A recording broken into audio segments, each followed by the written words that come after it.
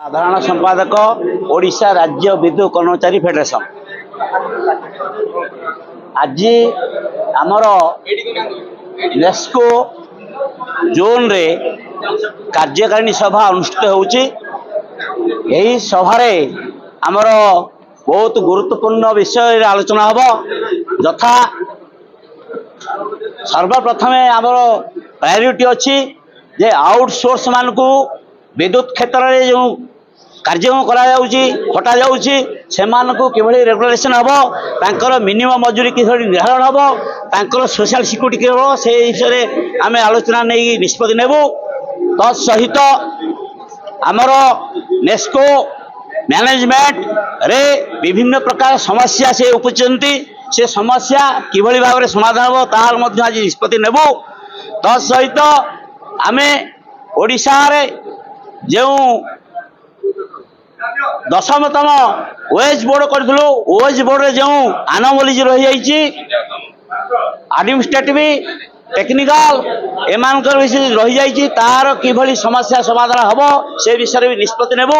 आगामी दिन में जदि ये समस्या समाधान न हुए ताहले फेडरेशन सारा ओडिशा रे समस्त विद्युत कर्मचारी संघ को नहीं आंदोलन पंथा ग्रहण करने बाध्य हो। संपादक ओडिशा राज्य विद्युत कर्मचारी फेडरेशन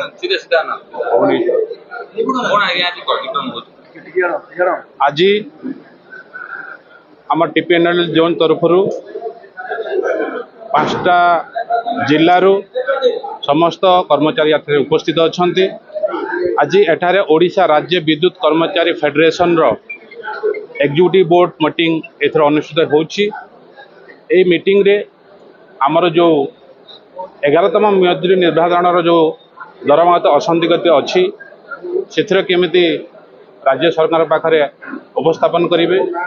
आउ आमर जो गवर्नमेंट पाखरे 7 वर्षिया जो टेक्निकल भाई मानकर आज पर्यंत रिजल्व है ना, सेटा केमिति तुरंत राज्य सरकार हस्तक्षेप करी से जो बहुत दिन दाबी अच्छी से केमिति सुचारू रूपे सल्व करा जिवो। आउ सारा राज्य रे जो आमर ठिका भाई मैंने अच्छी से केमिति बहुत दिन से आंदोलन भी चली केमिति सुचारू रूपे से रेगुलर करा जिवो, से माने फेज वाइज रेगुलर कर।